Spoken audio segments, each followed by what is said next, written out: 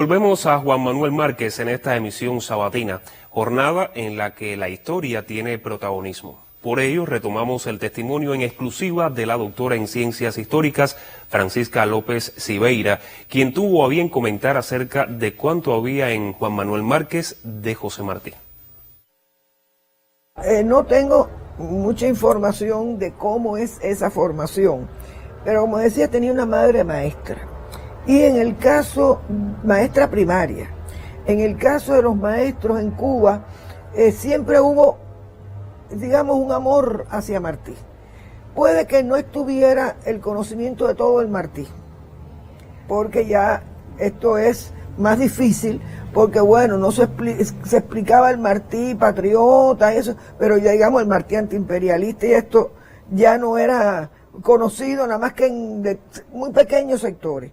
Pero sí, ese sentido de Martí, de patriota, de Cuba, de poner la patria por encima, esto de su madre tiene que haber venido. Y además su papá, como obrero tabaquero, también tiene una influencia, porque los obreros tabaqueros en Cuba, en este caso los que, bueno, hacían el tabaco, no los que lo cultivaban, pues tenían también el lector de tabaquería, es decir, tenían una formación que también permitía, y esto es una influencia que él tiene en su niñez.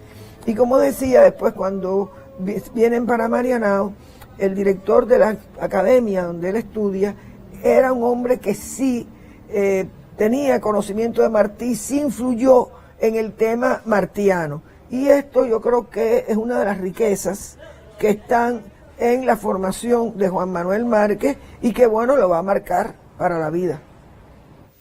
Juan Manuel Márquez es un patriota de la historia de Cuba que desafortunadamente no es muy conocido. Entonces, ¿qué hacer desde las escuelas para acercar a los jóvenes al conocimiento y aprendizaje de una figura poco divulgada de la historia cubana?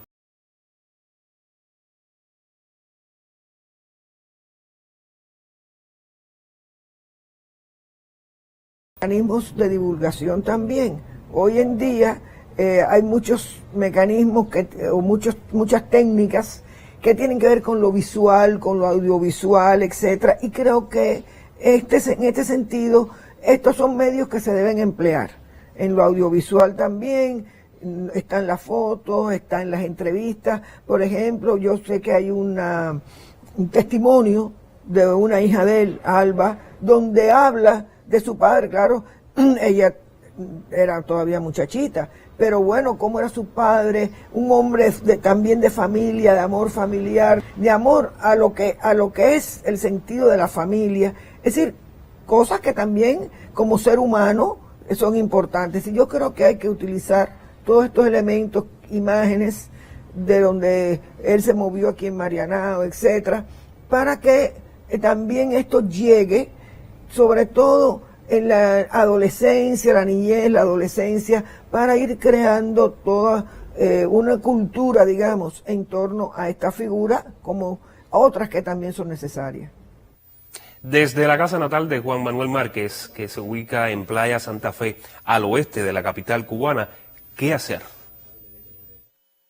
Puede ser perfectamente un sitio para promover actividades infantiles, quizás juveniles, desde el punto de vista de actividades artísticas, de, digamos, charlas, intercambios desde la historia. Es decir, que puede ser perfectamente un lugar para que sea un lugar de uso público, de uso colectivo, como aquí en Marianao puede ser también, digamos, donde era la alcaldía, donde él fue concejal, pues también desplegar algún tipo de actividades que lleguen a la comunidad y que desde la comunidad puedan, digamos, influir, incidir en el país.